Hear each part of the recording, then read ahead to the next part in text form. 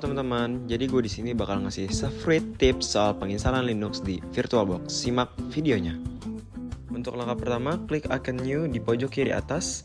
Setelah itu, beri nama virtual mesinnya. Untuk nama dibebaskan. Lalu kita bakal memilih ISO image-nya lewat file manager yang udah kita download tadi. Matikan centangnya, lalu pilih versi yang kalian inginkan.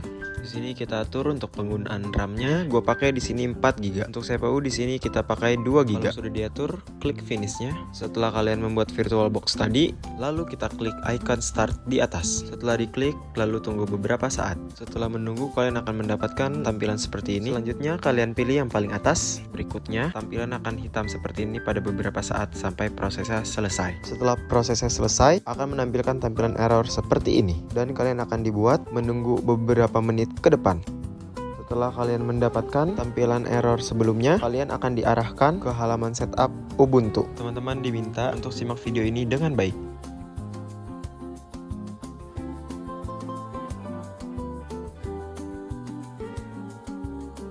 Setelah teman-teman mengikuti tutorial tadi, teman-teman diminta untuk membuat akun. Dipastikan teman-teman tidak melupakan password yang telah dibuat, karena nantinya akan dipakai untuk login ke Ubuntu-nya. Teman-teman diminta untuk simak video ini. Setelah selesai proses setupnya, akan ditampilkan halaman seperti ini. Lalu teman-teman cari dan buka terminal. Saat terminal sudah terbuka, di sini gue bakal bikin 3 user untuk di sistem Linux ini. Di sini gue bakal ketik sudo @user aldo. Setelahnya kalian setup untuk passwordnya, langsung aja enter. Setelahnya setup setiap user seperti video sebelumnya. Untuk video ini kalian simak baik-baik.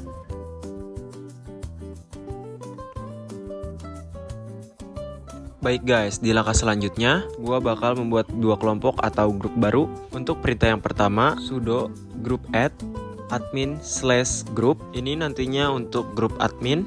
Setelahnya teman-teman diperintahkan untuk klik enter saja. Karena tadi kita udah buat admin, sekarang kita tinggal buat usernya aja, yaitu ketik group add public/group. Selanjutnya kita akan membuat 2 folder utama di directory root agar gampang dicari. Ketik sudo mkdir/folder admin. Setelahnya gue enter, lalu ketik perintah yang sama. Tapi untuk yang ini yaitu /folder public. Nah di sini gue bakal ngatur supaya foldernya nggak bisa diakses sembarangan. Kita atur untuk permissionnya untuk folder admin. Teman-teman diminta untuk simak videonya dengan baik. Supaya foldernya nggak bisa diakses sembarangan, kita atur untuk permissionnya buat folder admin. Gue ganti kepemilikannya ke admin group pakai perintah sudo chown root admin group /folder admin. Untuk kodenya gue set yaitu di chmod 770 folder admin.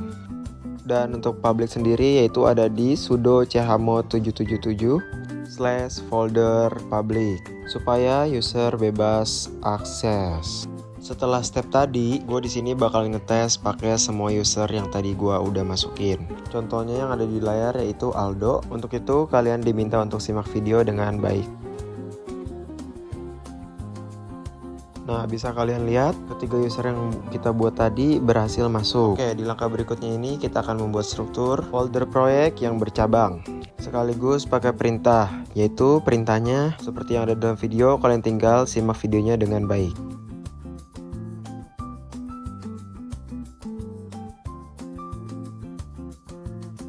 Setelah itu kalian buka tab baru, contohnya yang ada pada layar kalian.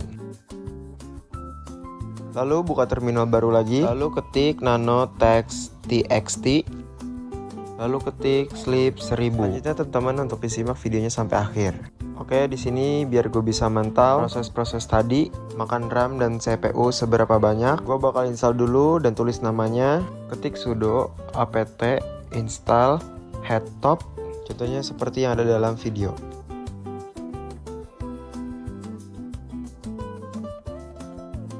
Setelah proses instalasinya selesai, jalankan perintah headtop seperti di tampilan di video. Di situ akan kelihatan penggunaan grafik memori dan CPU. Nah, misalkan kita mau matiin salah satu proses yang lagi jalan, kita tinggal cari aja nomor PID-nya, tinggal kita kill paksa pakai perintah kill -91234. Lalu di sini kita masuk ke bagian sistem. Pertama kita nyalain dulu untuk tembok pertahanannya alias firewall. Ketik perintah sudo ufv enable dan untuk cek statusnya yaitu ada sudo ufv status. Dan untuk statusnya sendiri yaitu aktif. Supaya nanti laptopnya nggak kena virus, kita harus install dulu yaitu antivirus open source untuk namanya Clamavi. Ketik sudo apt update dulu, lalu setelah itu tunggu prosesnya selama beberapa detik. Setelah proses itu kita masukkan sudo apt install, contohnya seperti yang ada dalam video ini.